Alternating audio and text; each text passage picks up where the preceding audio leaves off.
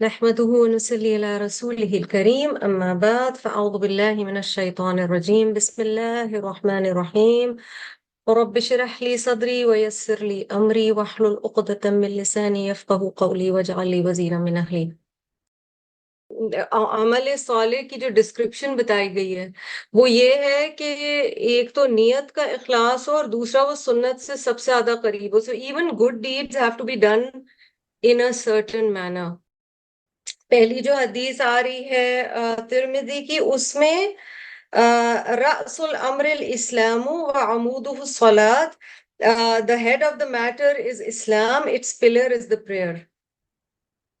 تو الصلاۃ عماد الدین والی چیز جو ہے کہ بنیادی طور پر نماز جو ہے وہ دین کا ستون ہے. اچھا سمجھ لیں کہ ستون نہیں ہوگا تو عمارت کھڑی نہیں ہو سکتی، وہ ڈھہ جائے گی، وہ گر جائے گی، چاہے آپ نے کتنی بھی خوبصورت بنائی ہو.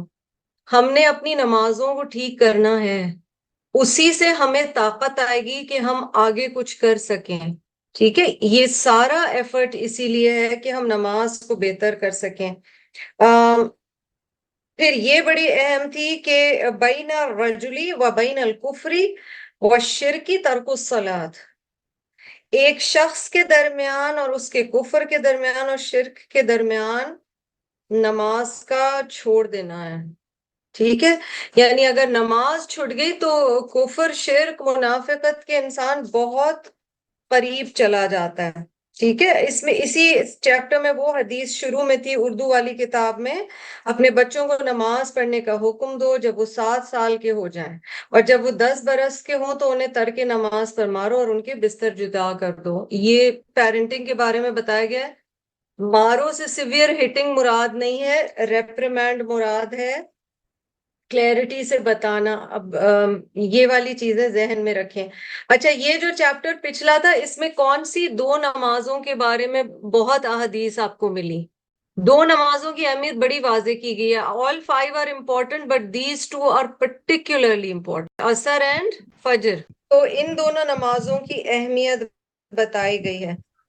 مجھے حضرت ابو الدرداء کی یہ بہت پیاری حدیث لگی، کیونکہ جس انداز سے انہوں نے بات کی. انگلش بک میں 31 پیج ہے.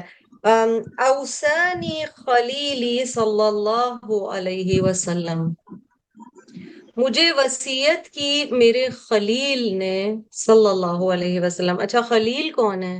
خا لام لام اس کا مادہ ہے، روٹ ہے، اور خلا وہ جگہ ہے جہاں کچھ نہیں ہوتا. تو خلیل وہ دوست ہے کہ اس دوست کے ہوتے ہوئے کسی اور دوست کے ہونے کی گنجائش نہیں رہتی. ٹھیک ہے، اور محبت دیکھیں وہ کس طرح نبی صلی اللہ علیہ وسلم. اچھا اس سے ہمیں ایک اور چیز ان ریکویٹڈ لو کے بارے میں بھی کچھ پتا چل رہا ہے. ٹھیک ہے، ابو الدرداء خلیل نہیں تھے نبی صلی اللہ علیہ وسلم کے. نبی صلی اللہ علیہ وسلم نے بتا دیا تھا کہ اگر میرے بس میں ہوتا اور مجھے انسانوں میں سے کسی کو خلیل بنانا ہوتا تو میں ابو بکر کو بناتا، لیکن میں اپنے رب کو خلیل بنا چکا ہوں، اس لیے انسانوں کی گنجائش نہیں رہی. اچھا ابو الدرداء کہہ رہے ہیں میرے خلیل. تو سبحان اللہ، کن 3 چیزوں کی ہدایت کی رسول اللہ صلی اللہ علیہ وسلم نے حضرت ابو الدرداء کو؟ اللہ تشرک باللہ شیئا، شرک نہیں کرنا. کس حد تک کہ اگر تمہیں کاٹ دیا جائے ٹکڑوں میں اور تمہیں جلا دیا جائے، even if you're cut into pieces and burnt, don't ascribe anything with Allah. پھر do not abandon prescribed salah deliberately, for he who abandoned it deliberately, indeed Allah's protection became free from him. وَلَا تَتْرُكْ صَلَاةً مَكْتُوبَةً، جو لکھ دی گئی ہیں نا نمازیں 5 فرض جو کی، مکتوبہ سے یہاں مراد ہے فرض جو ہو گئی ہیں. do not leave them. فَمَن تَرَكَهَا مُتَعَمِّدًا، تو جس کسی نے جان کے یہ نمازیں چھوڑی، مطلب اسے پتا ہے کہ فجر پہ نہیں اٹھ پاؤں گا اگر میں الارم نہیں لگاؤں گا، یہ جان کے چھوڑنا ہی ہے. اسے پتا ہے کہ میں اس وقت اگر فلاں شاپنگ کی جگہ جاؤں گی تو میری نماز چھوٹ جائے گی. These are things we have to be careful about. فَقَدْ بَرِعَتْ مِنْهُ الذِّمَّةُ، اللہ تعالیٰ پھر اس کا ذمہ نہیں لیتے، اللہ بری ذمہ ہو جاتا ہے اس سے، اور بڑی سخت چیز ہے. اینڈ the third thing، آپ امیجن کرو how important avoiding intoxicants is وَلَا تَشْرَبِ الْخَمْرِ, do not drink alcohol, فَإِنَّهَا مِفْتَاحُ كُلِّ شَرٍ. تو اگر اب آپ کو اس حدیث کے بعد کوئی بھی کہے what is مفتاح کل شر, what is the key to all evil, کنجی کیا ہے ہر برائی کی؟ شراب. تو کلیئرٹی کے ساتھ یہاں بتایا گیا نا. پھر عصر کی صلاۃ کے بارے میں تو یہ تک بتا دیا گیا من ترک صلاۃ العصر فقد حبط عملہ, اس کے تو عمل ہی ضائع ہو گئے, ہاں, ویسٹیج آف آل ڈیڈز. اور پھر 5 نمازوں کے بارے میں بتا دیا گیا کہ ان کے بیچ میں جو گناہ انسان سے سلپس ہو جاتے ہیں وہ گناہوں کو دھونے کا سبب ہے یہ 5 نمازیں. پھر بخشش کا سبب بتا دیا گیا, ہاں, کہ 5 نمازیں اللہ has made obligatory 5 صلوات, 5 نمازیں فرض کر دی گئی ہیں. وہ جس نے اپنا وضو اچھا کیا, did his ablution well, performed the salawat punctually, وقت پہ نماز ادا کی, did رکو in a perfect manner. یہ بہت اہم ہے اس حدیث میں جی, اور یہ حدیث ہے ابو داؤد کی. رکو مکمل کرنا, سجدہ تو الحمدللہ پھر بھی مکمل کر لیتے ہیں, رکو میں کئی دفعہ ہم جلدی مار جاتے ہیں. and with fear of Allah, اللہ سے ڈر کر. such a worshipper has a promise from Allah that he will forgive him. ایسے عبادت کرنے والے عبد بندے کے لیے اللہ تعالیٰ کا وعدہ ہے کہ وہ اسے معاف کر دیں گے. اور پھر فجر اور عصر کی نماز کے بارے میں کہ جو پڑھے گا وہ آگ میں داخل نہیں کیا جائے گا, shall not enter the fire at all. Then the 2 cool prayers are mentioned again. Whoever performs the 2 cool prayers, 2 ٹھنڈی نمازیں, punctual performance of salat. اچھا, سب سے زیادہ اللہ کو کون سے اعمال پسند ہیں؟ تو سب سے پہلے آپ صلی اللہ علیہ وسلم نے کہا ہے وقت پر جو صلات ادا کی جائے. آپ دیکھ رہے ہیں ٹائم کا کتنا زیادہ ہے. اب کتنی چھوٹی چیزوں کے لیے ہم ٹائم کا احساس چھوڑ دیتے ہیں کئی دفعہ کہ چلو ایک ہی وضو میں ہو جائے, ہاں, ایک ہی وضو ہو جائے تو لیٹس پش عصر ٹل 6:30 اور پھر 6:45 ہم مغرب پڑھ لیں گے. ایسے نہ کریں اپنے ساتھ. وقت پہ نماز اور اول وقت پہ سب سے زیادہ پسندیدہ ہے. پھر اگلا سب سے اچھا عمل اللہ تعالیٰ کو کیا پسند ہے؟ ٹریٹنگ دا پیرنٹس کائنڈلی, والدین کے ساتھ اچھا سلوک. پھر پوچھا اس سے اگلا, تو پھر کہا اللہ کے راستے میں جہاد فی سبیل اللہ. اور پھر آخر میں ایک بڑی پیاری دعا ہے, اللہم انی اسألک فعل الخیرات وترک المنکرات وحب المساکین وان تغفر لی وترحمنی واذا اردت فتنة فی قوم فتوفنی غیر مفتون واسألک حبک وحب من یحبک وحب عملی یقرب الی حبک. Oh Allah, I seek from you, I ask you to enable me to do good deeds. اے اللہ, میں آپ سے سوال کرتی ہوں کہ آپ مجھے نیک اعمال کی توفیق دیں, and to renounce evil deeds, اور میں برے اعمال چھوڑ دوں, and to love the poor. حب المساکین کی دعا مانگی جا رہی ہے. And I ask you to forgive me and have mercy on me. میں آپ سے سوال کرتی ہوں کہ آپ مجھے معاف کر دیں اور مجھ پہ رحم فرمائیں. And if you were to try a nation, اور اگر آپ کسی قوم کا امتحان لینے والے ہیں, then save me from the trial and grant me death. تو مجھے اس آزمائش سے دور رکھیے گا اور اس وقت پہ مجھے موت دے دیجیے گا. And I ask from you your love. اور میں آپ سے آپ کی محبت کا سوال کرتی ہوں. And love of every person who loves you. میں آپ سے ہر اس شخص کی محبت کا سوال کرتی ہوں جو آپ سے پیار کرتا ہے. دیکھیں اگر ہماری محبتیں صحیح ہو گئی نا تو پھر باقی معاملہ بھی ٹھیک ہے. And I ask you for the love of all deeds which will bring me closer to your love. مجھے ان کاموں سے محبت ہونے لگی جو پیچھے بتایا نا, ایک نماز کے دوسری نماز تک اس کا دل مسجد میں اٹکا ہوا ہے, اس کا مطلب اسے نماز سے پیار ہے. اس عمل سے پیار ہو جائے جس سے اللہ خوش ہوتا ہے. سو اب ہم پیوریفیکیشن کے چیپٹر میں سے کچھ چیزیں دیکھ لیتے ہیں. بہت امپورٹنٹ ہے کہ ہم دیکھیں کہ طہارہ کے بارے میں کیا کہا گیا ہے. ٹھیک ہے, ہم طہارہ کے چیپٹر پہ جاتے ہیں. اس میں پانی کے احکام بتائے گئے ہیں کہ which water is pure and which water is impure. تو کھڑا ہوا پانی, کھڑے ہوئے پانی کو گندا نہیں کرنا، بہتا ہوا پانی صاف کنسیڈر کیا گیا، حتیٰ کہ سمندر کا پانی بھی صاف کنسیڈر کیا گیا۔ اس میں مرے ہوئے مرین لائف کو بھی اللہ تعالیٰ نے مچھلی کو اجازت دی ہے کہ ہم کھا سکتے ہیں۔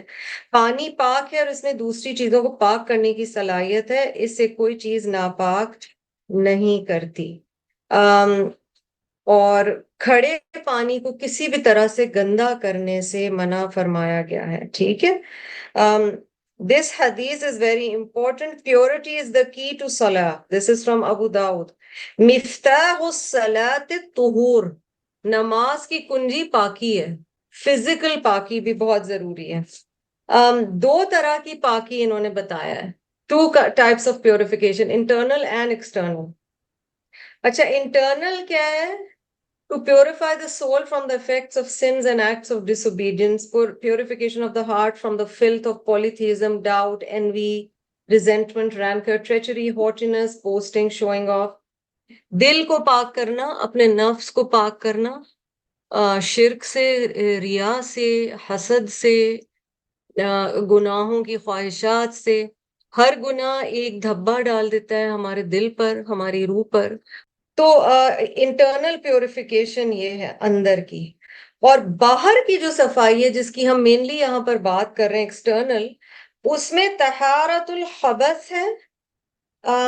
یعنی کوئی چیز گندی ہو گئی، اس سے آپ پانی سے دھو سکتے ہیں، یعنی کپڑے گندے ہو گئے، جسم گندا ہو گیا، عبادت کی جگہ گندی ہو گئی۔ اور طہارت الحدث جو ہے وہ ہے وضو کرنے سے صفائی ہوتی ہے، غسل سے ہوتی ہے، اور تیمم سے ہوتی ہے۔ جنابت، یا جنابت تو نہیں کہیں گے، امپیورٹی کی بھی دو طرح کی قسمیں ہیں، ٹھیک ہے۔ Two states of impurity, major and minor. ایک مائنر یعنی چھوٹی گندگی ہے، اور ایک میجر یعنی بڑی گندگی ہے، ٹھیک ہے۔ اب ان کو ہم دیکھ لیتے ہیں۔ میجر امپیورٹی، حدث کبریٰ، ایسا کوئی بھی عمل، any act or state which necessitates a ghusl such as sexual intercourse، شوہر بیوی کے تعلق کے بعد، sexual discharge، پیریڈز کے بعد، حیض کے بعد۔ مائنر امپیورٹی یا حدث صغریٰ کیا ہے؟ بس اس کے بعد وضو کی ضرورت ہے، نہانے کی ضرورت نہیں ہے۔ فار ایگزامپل، ایک نماز سے دوسری نماز کے دوران کسی بھی وجہ سے وضو ٹوٹ گیا ہے تو وہ چیپٹر آف وضو میں آ جاتا ہے پھر۔ اچھا، صفائی کن کن چیزوں سے ہو جاتی ہے جی؟ صاف پانی سے، الماء طہور لا ينجسہ شیء، یہ پہلے بھی آ گیا کہ پانی سے۔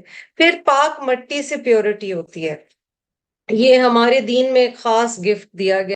اور اگر کوئی بہت بیمار ہو اور وہ غسل پانی سے نہیں کر سکتا تو بھی اسے تیمم کی اجازت دی گئی ہے، even in case of the major impurity, یعنی بڑی ناپاکی کی صورت میں بھی وہ تیمم کر سکتا ہے، یہاں پر بتایا گیا ہے۔ اور نبی صلی اللہ علیہ وسلم نے بہت شدت سے منع فرمایا ہے کہ پبلک پلیسز میں، یہ جو ہمیں ارد گرد نظر آتا ہے اور لوگوں نے لکھا ہوا بھی ہوتا ہے اس کے باوجود، اور آپ صلی اللہ علیہ وسلم کی اگر سنت دیکھیں تو اس زمانے میں اس طرح باتھ رومز نہیں ہوتے تھے، تو وہ اتنا دور جاتے تھے جہاں سے کوئی دیکھ نہ سکے، تو پرائیویسی، یہ والی چیزیں۔ اچھا، ان میں بڑی احتیاط کرنی چاہیے، اگر فیملی گئی ہے اس میں بھی احتیاط کریں۔ In a lot of hotel rooms now آپ مثلا دیکھیں گے کہ بیچ میں شیشے کا صرف شیشہ لگا ہوا ہے اور نظر آ رہا ہے باتھ روم ان سائڈ آؤٹ، تو بی کیئرفل۔ اس میں آپشن ہوتی ہے کہ پردے سے ڈھک لیں، تو بی کیئرفل، حیا بہت ضروری ہے۔ اور ایسے درختوں کے نیچے بھی یورینیٹ وغیرہ کرنے سے منع فرمایا گیا ہے جن کو ایز شیڈ استعمال کیا جاتا ہے۔ باتھ روم جائیں تو اپنے آپ کو واش نہ کریں، استنجا نہ کریں، کلین نہ کریں، مگر with your left hand، ٹھیک ہے۔ use your left hand for استنجا، not your right hand۔ آپ کو ہو سکتا ہے پڑھ کے یہ لگ رہا ہو کہ سالڈ آبجیکٹ سے یا پتھر یا ڈھیلے سے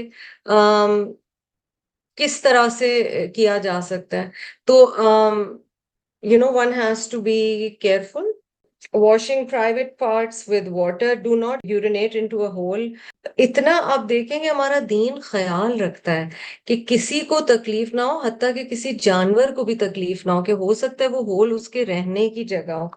پھر urinating in the bath area، shower جو ہے، شاور کی جگہ وہ یہ سب کام کرنے کے لیے نہیں ہے.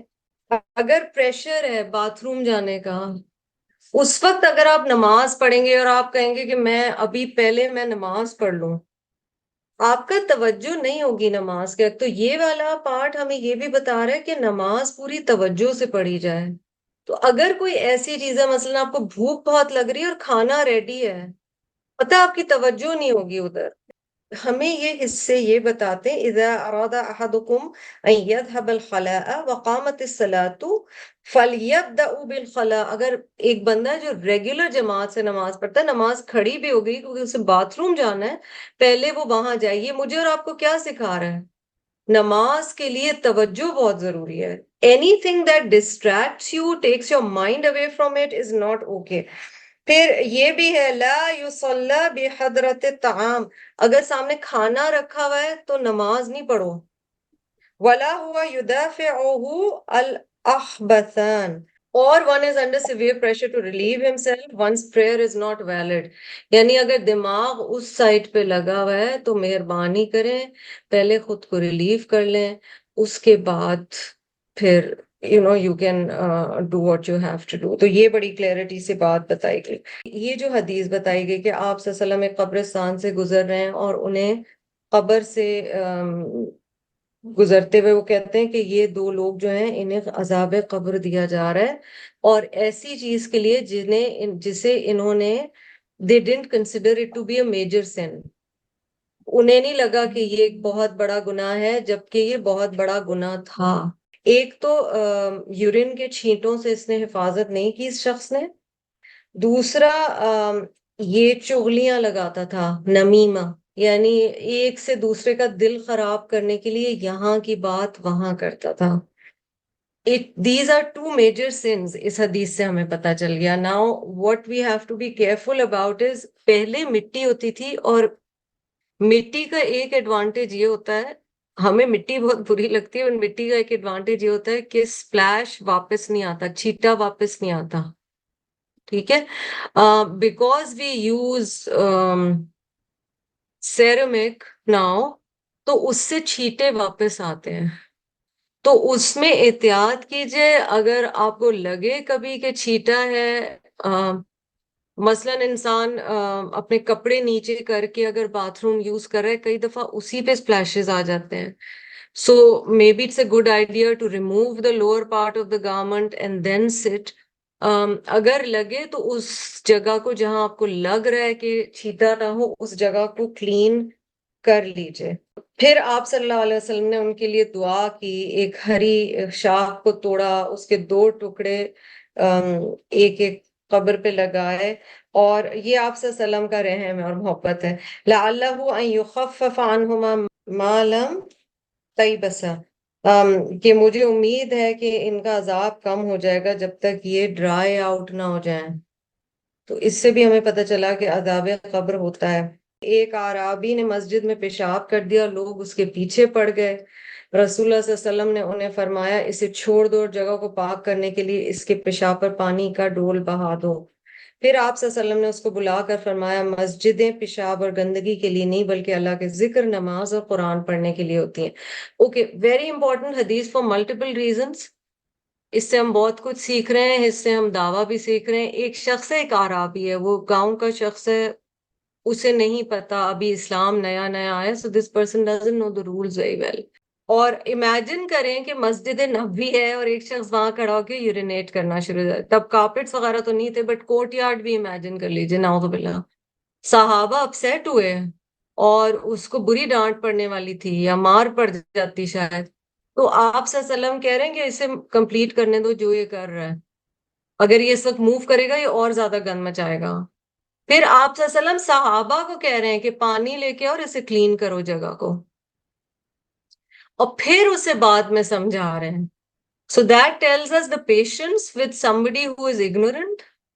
وہ نیا، کئی دفعہ ہم بہت شکل بنا کے اور کہتے ہیں پلیز انڈرسٹینڈ کریں. کئی دفعہ جو ہماری ہاؤس ہیلپ ہوتی ہے یا لوگ ہوتے ہیں، ان کی زندگیاں بہت مختلف ہوتی ہیں، ان کے گھر بہت مختلف ہوتے ہیں. ہو سکتا ہے کہ ان کو اس طرح سے سمجھ نہ آتی ہو طہارت کی، تو انہیں پیار سے شفقت سے سمجھائیں، ان کے لیے آسانیاں پیدا کریں۔ اچھا جی، خواتین کے لیے garment soiled with blood of menses, اگر حیض کا خون لگ جائے تو کیا ہے، وہ بھی آپ نے پڑھ لیا ہے کہ اگر وہ ڈرائی آؤٹ ہو جائے، پلیز ریمبر رسول اللہ صلی اللہ علیہ وسلم کے زمانے میں اس طرح رننگ واٹر اویلیبل نہیں تھا جیسے ہم لوگوں کے لیے ہے، تو اس لیے اگر وہ ایک کلوٹ لگا یا کوئی چیز ہے، اس کو اسکرب آف کر کے اور اس کو ہلکا سا اس جگہ کو پانی سے دھو کے، کہا گیا کہ پورے گارمنٹ کو دھونے کی ضرورت نہیں، اگر وہ حصہ کلین کر لیا تو اٹس اوکے۔ تو ہمیں ایک جنرل رولنگ یہاں پر مل جاتی ہے۔ Same is the ruling for semen, انسان کے جسم سے جو فلوئڈز نکلتے ہیں شوہر اور بیوی کے تعلق کے وقت، اس کے لیے بھی یہی ہے۔